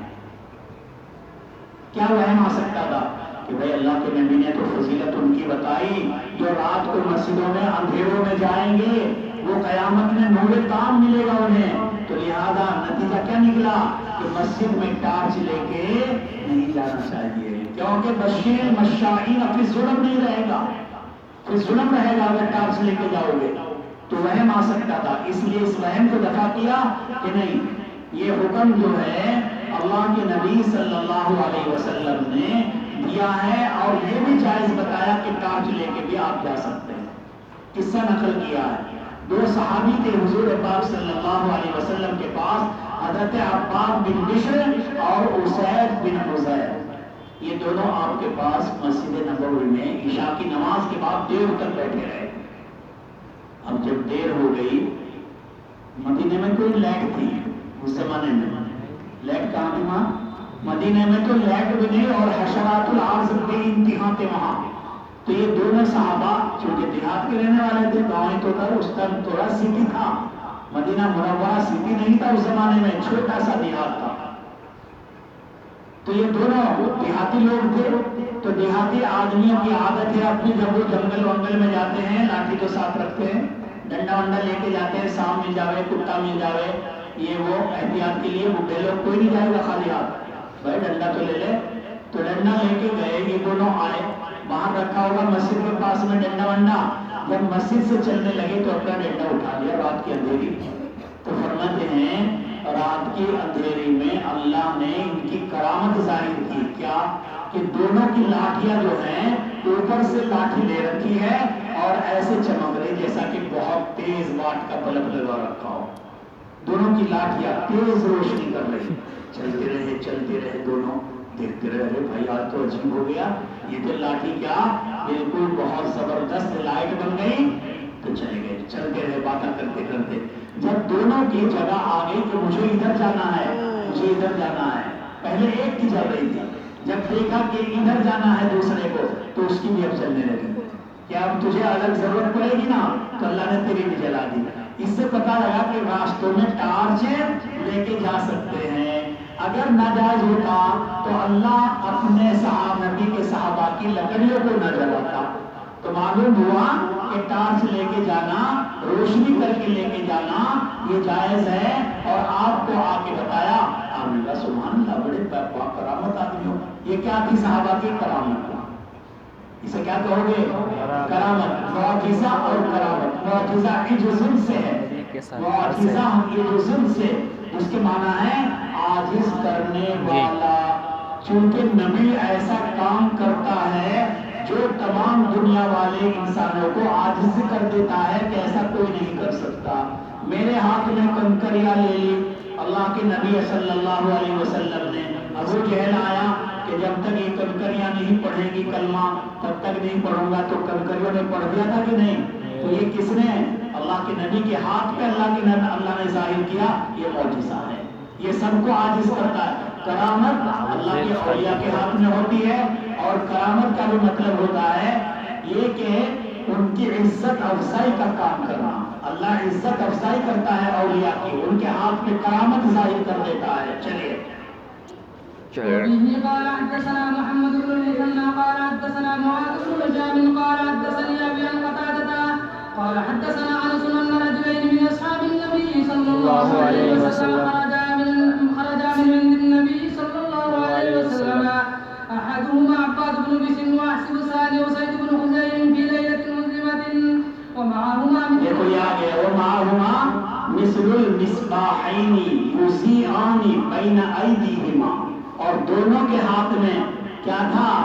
معہما مثل المصباحین، مصباح کے مانی چمکنے والا، دونوں کے ہاتھ میں لاٹھی تھی۔ چلیے فلما افترقا صار مع كل واحد منهما واحد حتى اتى اعلى، کہ جب چلے مختلف ہونے لگے تو ہر ایک کے ہاتھ میں وہی بن گئی، یعنی چمکنے لگی، یہاں تک کہ وہ اپنے گھر پہنچ گئے۔ چلے جاتے باب الخوخة والممر في المسجد۔ دیکھو خوخة والممر في المسجد، مسجد کی دیوار اگر کسی آدمی کے گھر کے پاس ہے، گھر کے پاس، تو کیا مسجد کی دیوار میں سے اپنے گھر میں آنے جانے کا کوئی کھڑکی لگا سکتا ہے، کوئی دروازہ لگا سکتا ہے کہ بھئی میرا گھر تو مسجد کے پچھوکڑ ہے نا، مسجد کے پیچھے ہے بالکل، تو لاؤ میں یہاں سے لگا دوں میں یہیں سے چلا جا کروں گا ادھر، تو کر سکتا ہے یا نہیں؟ کیا حکم ہے؟ حضور کریم صلی اللہ علیہ وسلم کے زمانے میں یہاں پر جو قصہ بتا رہے ہیں یہ تو ہے مختصر، آگے آئے گا اور پیچھے بھی آیا ہے۔ جب آپ تھوڑا سا پیچھے چلو، حضور پاک صلی اللہ علیہ وسلم جب بیمار ہوئے تھے تو آپ تو آپ نے یہ کہا تھا نا کہ 7 مشکیزوں کا پانی لاؤ جن کو کھولا نہ گیا ہو اور وہ میرے اوپر ڈالو، تو آپ کے اوپر ڈالا گیا۔ آپ صلی اللہ علیہ وسلم کو کچھ افاقہ ہوا، آپ نے سر پہ پٹی باندھی، درد بہت زیادہ تھا سر میں، پٹی باندھ کے آپ تشریف لے گئے منبر پہ بیٹھے جا کے اور لوگوں کے سامنے بیان کیا۔ بیان کے درمیان بہت سی باتیں بتائی اور یہ کہا کہ ایک بندے کو اللہ نے اختیار دیا ہے اس بات کا کہ وہ بندہ چاہے تو دنیا میں رہے اور چاہے اللہ کے پاس چلا جائے، اللہ کی نعمتیں وہاں جو ہیں، تو اس بندے نے اللہ کے پاس جانے کو اختیار کر لیا ہے، یہ کہا اللہ کے نبی صلی اللہ علیہ وسلم۔ تو حضرت ابو بکر صدیق رضی اللہ تعالیٰ عنہ دہاڑے مار مار کر رونے لگے۔ حضرت ابو سعید خدری کہتے ہیں کہ میں دل میں کہنے لگا بھئی کیا بات ہے، ابو بکر کو کیوں رو رہے اتنے؟ ایک آدمی کو اللہ نے اختیار دیا ہے، وہ اللہ کے پاس جانے کو پسند کر لیا، تو اس میں رونے کی کیا بات ہے؟ اب یہ تو پتہ نہیں وہ بندہ کون ہے۔ ابو بکر سمجھ گئے کہ میرے آقا صلی اللہ علیہ وسلم ہے۔ بہرحال اس کے بعد آپ صلی اللہ علیہ وسلم نے حضرت ابو بکر کو تسلی دی اور ارشاد فرمایا کہ ابو بکر میرے اوپر، اسلام کے اوپر جتنے احسان تم نے کیے اتنا کسی نے نہیں کیا، اور اگر میں دنیا میں کسی کو دوست بنانا چاہتا تو آپ کو بناتا، لیکن میں نے تو اللہ کو اپنا دوست بنایا ہے۔ یہ ابو بکر صدیق رضی اللہ تعالیٰ عنہ کی بڑائی ثابت ہو گئی۔ پھر کیا کہا؟ پھر یہ کہا کہ دیکھو تمام لوگ اپنے گھروں کی کھڑکیاں جو مسجد میں کھلی ہوئی ہیں وہ سب بند کر دے، الا خوخۃ ابی بکر، خوخۃ کیا معنی؟ کھڑکی، مگر ابو بکر رضی اللہ تعالیٰ عنہ کی کھڑکی جو ہے وہ کھلی رہے گی۔ یہ کتنی بڑی فضیلت آپ نے مرض وفات میں آخری دن بیان کیا ہے، اس کے بعد بیان نہیں کیا۔ آخری دن میں بیان کرنے حضور جا رہے کہ ابو بکر کی کھڑکی کھلی رہے گی مسجد کی طرف، اور سب بند کر دو اپنی کھڑکیاں، سب کی کھلی ہوئی تھی پہلے۔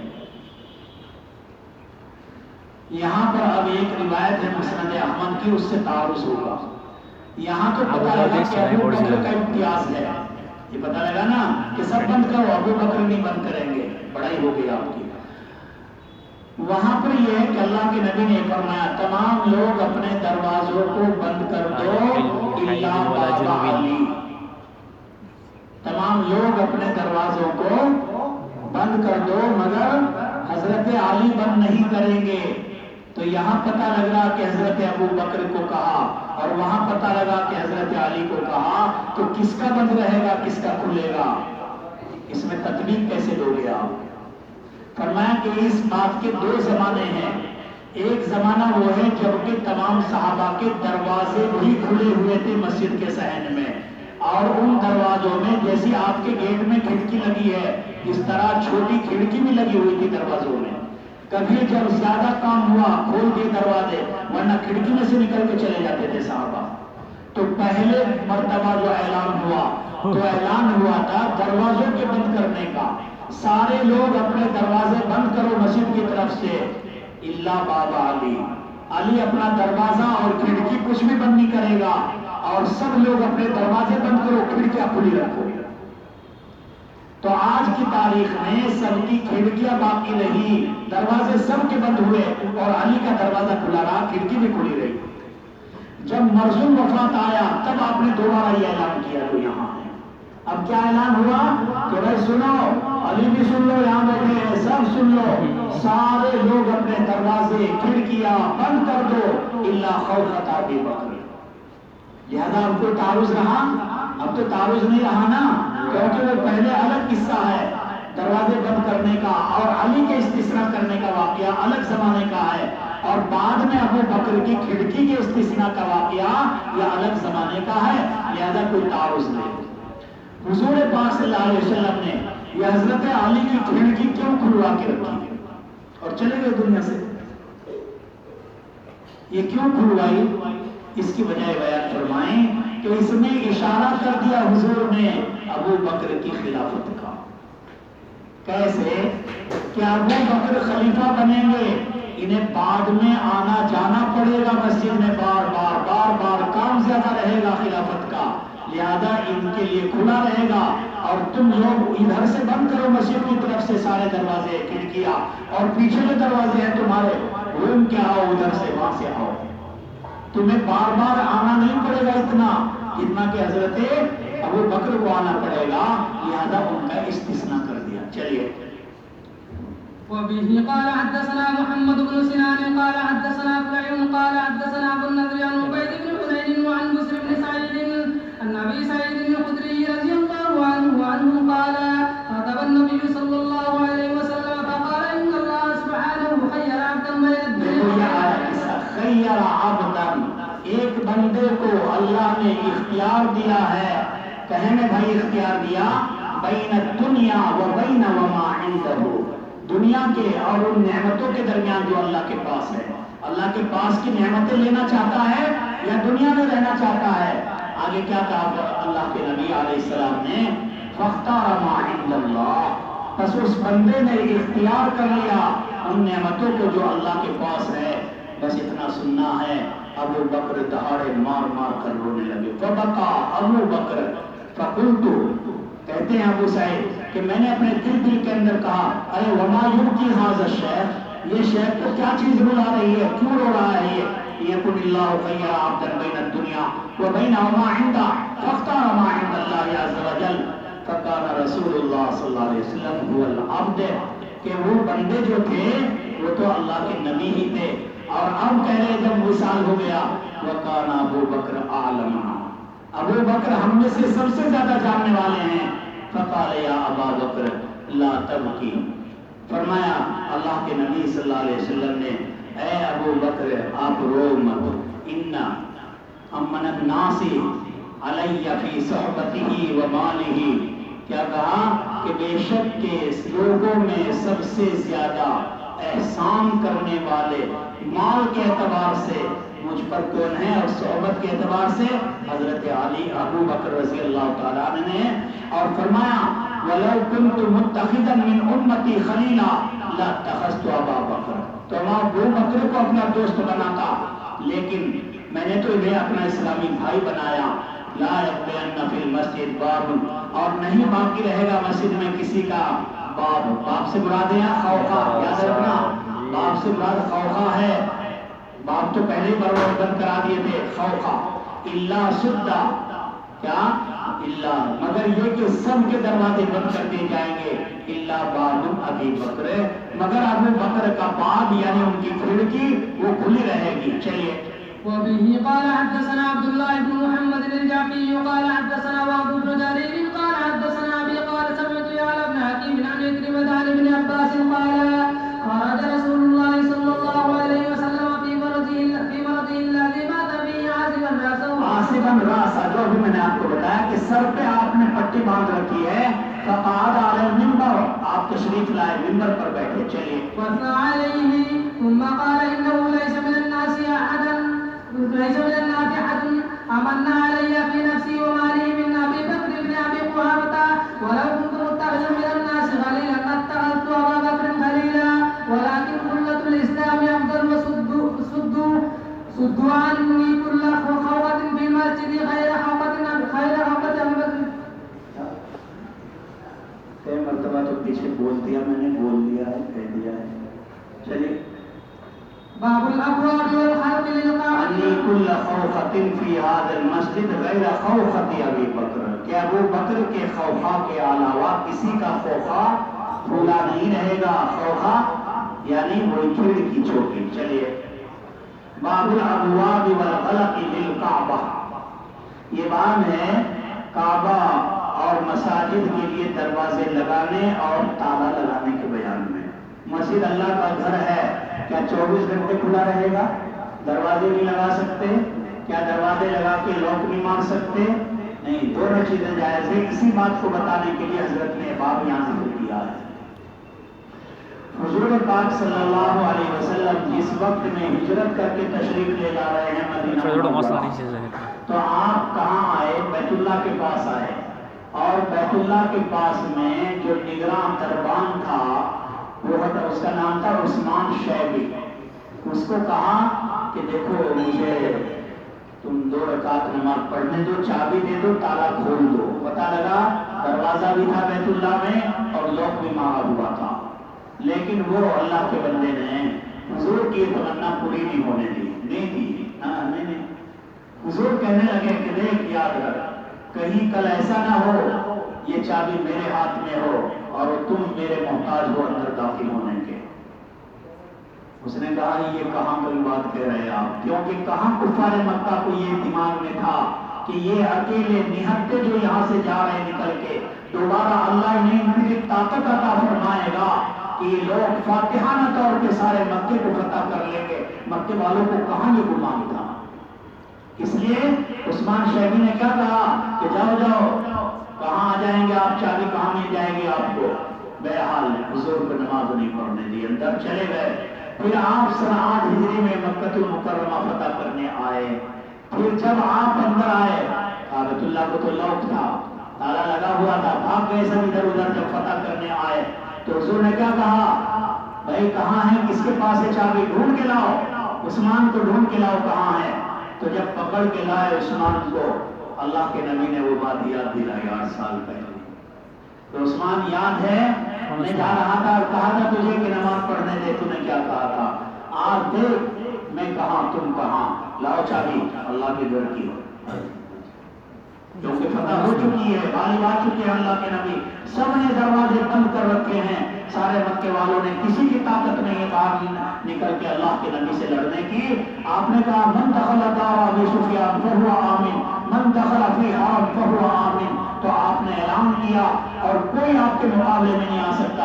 آپ نے چابی لی اور چابی لینے کے بعد میں اللہ کے گھر کو کھولا۔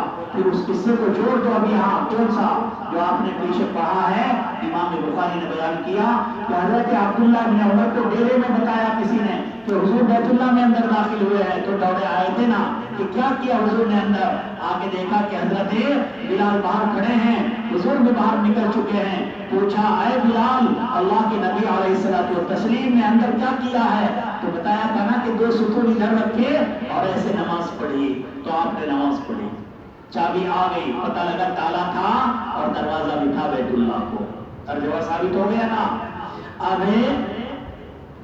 حضور پاک صلی اللہ علیہ وسلم کا احسان دیکھیے، آپ نے عثمان کو کہا روک یہاں، سارا صاف کیا، سب کچھ اچھا کیا، آپ نے اندر سے بتوں کو پھینکا، وجاء الحق وزهق الباطل ان الباطل كان زهوقا، چھڑے مارتے گئے، ہر ایک بت گرتا گیا۔ 360 بت اندر رکھے ہوئے تھے اللہ کے گھر میں، سب کو صاف کیا۔ اور جب فارغ ہو گئے صفائی کے عمل سے، تالا بند کیا اور کیا کہا؟ عثمان ادھر آ، لے یہ چابی، یہ چابی تیرے ہی پاس رہے گی، تیرے خاندان میں رہے گی، خالدتاً مخلدتاً، ہمیشہ تیرے خاندان میں رہے گی، اور جو اسے تیرے خاندان سے چابی کو لے گا وہ ظالم ہوگا قیامت کے دن۔ آج بھی اسی خاندان میں بیت اللہ کی چابی ہے۔ جب بھی بادشاہ کھولتے ہیں نا، بادشاہ محتاج ہے اس کے گھر پہ جانے کے، اس کے گھر سے چابی منگانے کے۔ بادشاہ کھولے گا اور کھول کے جو کچھ کرنا ہے عبادت، تالا مار کے اسی کے گھر پہ چابی بھیجے گا۔ کیوں؟ کس کے بات میں ہمت ہے وہ کل قیامت میں ظالم بنے حضور کے سامنے؟ کہ حضور کہہ کے گئے ہیں جو چابی ان سے لے گا وہ ظالم کہلائے گا۔ تو بہرحال پتہ لگا چابی وہاں ہے اور قیامت تک اسی کے خاندان میں رہے گی، اس کا خاندان رہے گا، اسی میں رہے گی۔ تو معلوم ہوا کہ بیت اللہ کو تالا بھی ہے اور بیت اللہ کو دروازہ بھی ہے اسی وقت سے۔ آج تو بہت زبردست ہے، تالا بھی اتنا بڑا ہے، چابی بھی اتنی بڑی ہے، اور بھائی سونے کے دروازے ہیں، سونے کی چوکٹ ہے۔ آج تو بدلا ہوا ہے، لیکن اسی زمانے سے تالا بھی ہے، دروازہ بھی ہے۔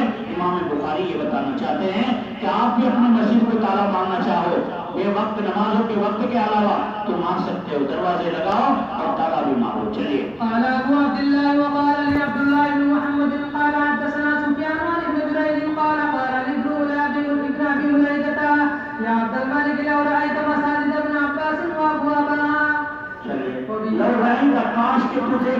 ابن عباس کی مسجد اور اس کے دروازوں کو. کیا مطلب اس کا؟ حضرت عباس رضی اللہ تعالیٰ، ابن عباس جو تھے نا، انہیں گورنر بنایا تھا حضور نے. کہاں کا گورنر بنایا؟ طائف کا. تو چونکہ گورنر کے پاس تو مال ہوتا ہے، مسجد ابن عباس نام کی مسجد وہاں آج بھی ہے طائف میں. آپ جاؤ گے تو دیکھ کر کے دم رہ جاؤ گے. اتنی اعلیٰ قسم کی مسجد بنائی. تبدیلیاں ہوتی رہی ہیں لیکن پہلی بنائی ہوئی ہے ابن عباس کی. اس زمانے میں کہہ رہے ہیں لو رأیت مساجد ابن عباس وابوابها، کاش کے دیکھو تم مساجد ابن عباس اور اس کے دروازوں کو تو دیکھو گے لرأیت شیئا عجیبا، تو آپ کیا دیکھو گے؟ شیء عجیب دیکھو گے اگر جا کر دیکھو. چلیے. وبه قال حدثنا ابو النعمان قتيبة بن سعيد قال حدثنا حماد بن زيد عن ايوب عن نافع عن ابن عمر ان النبي صلى الله عليه وسلم قدم مكة فدعا عثمان بن طلحة. یہ ہے عثمان شیبی، عثمان بن طلحہ شیبی، یہ ہے وہ. دیکھو فدعا آ رہا کہ نہیں کہ آپ نے بلایا ان کو. ففتح الباب فدخل النبی صلی اللہ علیہ وسلم وبلال واسامہ بن زید وعثمان بن طلحہ ثم، اور پھر دروازہ بند کر دیا گیا. فلبث فیہ ساعۃ ثم خرجوا. قال ابن عمر فبدرت، یہ ہے وہ کہ ابن عمر آئے دوڑے ہوئے اپنے ڈیرے سے. فسألت بلالا فقال صلى فيه فقلت في أي؟ فقال بين الأسطوانتين. قال ابن عمر فذهب علي أن أصلى. چلیے. باب دخول المشرك بالمسجد. باب دخول المشرك في المسجد. ایک مسئلہ اور سمجھ لو اور پھر چھٹی کر دوں گا. ایک مسئلہ غور سے سمجھ لو لیکن آخری، کیونکہ الاعتبار بالخواتین، الاعتبار بالخواتین، خاتمے کا اعتبار ہوتا ہے. خاتمے میں جیسی موت آئے گی ویسی جنت ملے گی. اچھی آئے گی تو اچھا. سنو، کیا کوئی کافر مسجد میں مشرک داخل ہو سکتا ہے؟ کیا حکم ہے؟ امام مالک رحمۃ اللہ علیہ فرماتے ہیں کسی مسجد میں مشرک کسی بھی حال میں داخل نہیں ہو سکتا ہے. امام مالک یہ فرماتے ہیں. اس کے بالمقابل حضرت امام شافعی، امام احمد، دونوں حضرات فرماتے ہیں صرف حرم میں داخل نہیں ہو سکتا، یعنی بیت اللہ میں حرم میں داخل نہیں ہو سکتا کافر، باقی سب جگہ داخل ہو سکتا ہے مسجد میں، بشرطے کہ جھوٹ بھی نہ ہو. امام اعظم رحمۃ اللہ علیہ فرماتے ہیں احناف کا مسلک یہ ہے، وہ یہ کہتے ہیں کہ نہیں، اگر کوئی آدمی کافر ہے عقیدے کی ناپاکی کی وجہ سے، عقیدے کی ناپاکی کی وجہ سے اس آدمی کو مسجد سے نہیں روکا جائے گا الا کہ جنبی ہو. تو چار مذہب ہو گئے. امام اعظم کا یاد رکھو کہ ہر مسجد میں کافر داخل ہو سکتا ہے، حرم میں بھی، مسجد نبوی میں بھی، جہاں بھی داخل ہونا چاہے مسجد میں داخل ہونے کی اس کو اجازت ہے. امام مالک کہتے ہیں کہیں بھی داخل نہیں ہو سکتا. امام شافعی، امام احمد دونوں حضرات فرماتے ہیں کہ مسجد حرم کے علاوہ باقی کیا کہتے ہیں وہ، مسجد حرم کے علاوہ سب جگہ داخل ہو سکتا ہے. دلیل کیا ہے چاروں کی؟ اختلاف جو ہوا دلائی کی وجہ سے نہیں ہوا بلکہ دلیل کو سمجھنے کے پھیر میں ہوا. دلیل ہے ایک ہی، انہوں نے کہا اس کا مطلب یہ ہے، انہوں نے کہا کہ اس کا مطلب یہ ہے، انہوں نے کہا اس کا مطلب یہ ہے. حقیقت میں عند اللہ کیا مطلب ہے؟ کل میں نے بتایا آپ کو، یہ پردہ اٹھے گا میدان حشر میں، اللہ بتائیں گے کہ اصل مقصد یہ تھا. امام کا کیا ہے وہ دلیل؟ اللہ نے قرآن میں ارشاد فرمایا انما المشرکون نجس فلا يقربوا المسجد الحرام. انما المشرکون نجس، ناپاک ہیں مشرکین، یہ مسجد حرام کے پاس نہیں آ سکتے. کیا مطلب اس کا؟ حضرت امام مالک رحمۃ اللہ علیہ فرماتے ہیں کہ اس کا مطلب یہ ہے کہ کسی بھی مسجد میں نہیں آ سکتے. کیوں؟ حرم بھی ایک مسجد ہے اور جو حرم کی مسجد کا حکم ہے وہ ساری مسجدوں کا حکم ہے. کوئی مسجدوں میں فرق ہے؟ کوئی مسجد نبوی میں جو بھی نہیں جا سکتا یہاں جا سکتا ہے، ایسا ہے نہیں. ساری دنیا کی مساجد پکی کچی چھوٹی بڑی جھوپڑی غیر جھوپڑی ساری مسجدوں کا حکم ہے احترام کے اعتبار سے. تو وہ کہتے ہیں جب اللہ نے مسجد حرام میں داخلے کو منع کر دیا تو ساری مسجدوں کو اسی پر قیاس کیا. امام مالک نے کہا بس ساری مسجدیں میں داخلہ حرام ہے. حضرت امام شافعی اور امام مالک رحمۃ اللہ علیہ فرماتے ہیں کہ دیکھو اللہ نے صراحتاً مسجد حرام کا ذکر کر دیا تو یہاں انما المشرکون نجس فلا یقربوا المسجد الحرام، مسجد حرام کا نا، تو مسجد حرام کی تعین کر دی اللہ نے، بات ختم. تعین میں حرام ہے، باقی میں جائز ہے. اگر ساروں کا حکم ایک ہوتا تو فلا یقربوا المسجد الحرام میں مسجد حرام کا نام کیوں لیا؟ اگر سب کا حکم ایک ہوتا تو مطلقاً آتا حکم کوئی کافر کسی مسجد میں نہیں جا سکتا، تو مسجد کو مسجد حرام سے متعین کیا. اور مسجد حرام تو ایک متعینہ مسجد ہے دنیا میں، یا اور بھی کہیں مسجد حرام کہیں اور نہیں ہے اسلام کی مسجد. مسجد حرام کسی مسجد کو نہیں کہہ سکتے آپ علاوہ اس مسجد بیت اللہ کے. تو معلوم ہوا کہ متعین ہے وہی مسجد مراد لی جائے گی. حضرت امام اعظم رحمۃ اللہ علیہ نے فرمایا کہ جو تم لوگ کہہ رہے نا یہ مطلب ہی نہیں آیت کا. امام اعظم کیا کہہ رہے ہیں کہ شافعی، امام شافعی رحمۃ اللہ علیہ، امام مالک، امام احمد، آپ نے جو قرآن کی آیت کا مطلب سمجھا یہ کہاں ہے مطلب؟ یہاں تو مسجد میں کافر کے دخول کا مسئلہ ہی نہیں ہے. دیکھو کتنی بڑی بات کہی امام اعظم نے، یہاں تو مسجد میں دخول کا مسئلہ ہی نہیں ہے. اچھا پھر کیا مسئلہ ہے حضرت یہاں؟ ارے یہاں تو مسئلہ یہ ہے کہ کافر لوگ حج بیت اللہ کرنے کے لیے نہیں آ سکتے. کافر لوگ حج بیت اللہ کرنے کے لیے نہیں آ سکتے. کیوں؟ اس لیے کہ وہ عقیدتاً نجس ہیں، ایمان نہیں لائے. جب ایمان نہیں لائے تو وہ بیت اللہ کا حج کیسے کریں گے؟ حج بیت اللہ تو مسلمان کے ذمہ ہے. اور جب حضرت علی رضی اللہ تعالیٰ عنہ کی روایت آئی بخاری میں کہ فرماتے ہیں کہ حضرت ابو بکر پہلے گئے اور حضرت علی کو بعد میں پیچھے پیچھے بھیجا. اعلان کرایا تھا نا، اعلان کرایا تھا نا کون سے سن میں؟ سن 9 میں. بھائی آپ کو کچھ رکھ لو، سن 9 ہجری میں اعلان کرایا تھا. حضرت ابو بکر آپ نے فرض ہوا نا حج کی فرضیت 8 میں، اور پھر پہلا حج مسلمانوں نے کیا تھا 9 میں. حضرت ابو بکر گئے، حضرت علی وغیرہ. آپ صلی اللہ علیہ وسلم نے کہا کہ دیکھو وہاں جا کے دیکھو سارے کافر لوگ بھی بیت اللہ کے ارد گرد گھوم رہے ہوں گے، اور یہ سارے کے سارے جیسے یہ جین پھرتے ہیں ننگے، ایسے سارے ننگے طواف کر رہے تھے. کیونکہ ان کا تو عقیدہ یہ تھا نا بدن کو ڈھانپ کے نہیں وہاں جانا. کیوں؟ کپڑوں کا کیا پتا. دیکھو قیاس شیطانی، قیاس شیطانی کہ کپڑے تو دنیا والوں نے بنائے ہیں، یہ کیا پتا پاک ہے ناپاک ہے. ماں کے پیٹ سے بالکل کھلا آیا ہے، لہذا جیسے ماں کے پیٹ سے کھلے آئے، اے اللہ تیرے گھر پہ کھلے ہی ہم آئے ہیں. یہ پتا نہیں گدھوں کو کہ اب تم بوڑھے ہو، اب تم 1 فٹ کا زکر لٹکائے پھر رہے ہو.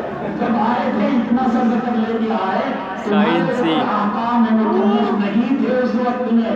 اس وقت کی بات پر قیاس کرنے کی بات کو تو انہوں نے کیا کہا؟ وہ پھر رہے ہیں ننگے. اللہ کے نبی نے کہا کہ اعلان کر دو انما المشرکون نجس کہ تم ناپاک ہو سارے کے سارے، اور آج کے بعد، آج تو آ گئے، اعلان سن کے جانا، آئندہ سال سے مت آنا یہاں ورنہ کمر پٹائی کر کے لال ہو جائیں گے. اگر ننگے یہاں اللہ کے گھر میں آ گئے یا حج کرنے کے لیے آ گئے، یہاں تمہارا داخلہ ممنوع کر دیا گیا. سورہ براءت میں اللہ نے 4 حکم کہلوائے، ان میں سے ایک حکم یہ تھا. تو امام صاحب کی بات قریب لگ رہی نہیں دماغوں کے کہ بھائی یہاں مسجد میں داخلے واخلے کا مسئلہ ہے ہی نہیں. یہاں تو مسئلہ کہے کا ہے، یہاں تو حج کا مسئلہ ہے کہ حج کرنے نہیں آئیں گے کافر لوگ اس سال کے بعد میں، کیونکہ حج میں ہی اعلان کرایا ہے. تو لہٰذا پتہ لگا کہ جب یہاں مسجد کا کوئی مسئلہ ہی نہیں تو مسجدوں میں داخلہ جائز ہے. اور اللہ کے نبی صلی اللہ علیہ وسلم نے سمامہ بن اسال کو باندھا ہے مسجد میں، داخل کیا کہ نہیں کافر کو؟ تو کافر آدمی من حیث कुफ्र मस्जिद में ना दाखिल हो, ऐसा नहीं हो सकता, उसके लिए दाखिला जायज है। चलिए। وبه قال حدثنا قتيبة قال حدثنا الليث عن سعيد بن أبي سعيد أنه سمع أبا هريرة رضي الله عنه يقول بعث رسول الله صلى الله عليه وسلم خيلا قبل نجد فجاءت برجل من بني دیکھو یہی وہ قصہ ہے نا جو ابھی آیا کہ صحابہ لے کر آئے ایک آدمی کو پکڑ کے قبیلہ بنی حنیفہ کے یقال له سمامہ بن اسال، جس کا نام تھا سمامہ بن اسال، فربطوه بساریہ، اللہ کے نبی علیہ السلام نے اس کو باندھ دیا مسجد کے ستونوں سے۔ دیکھو کافر ہی تو تھے نا، پیچھے جو قصہ میں تفصیل سے آپ کو یہاں ذکر کیا، بعد میں تو غسل کرنے گئے باغ میں، وہاں باغ میں سے غسل کر کے آ کے ابھی تو ایمان قبول کیا، تو 3 دن سے تو کفر کی حالت میں مسجد میں رکے ہوئے ہیں، تو پتہ لگا کہ کافر مشرک مسجد میں داخل ہو سکتا ہے۔ بس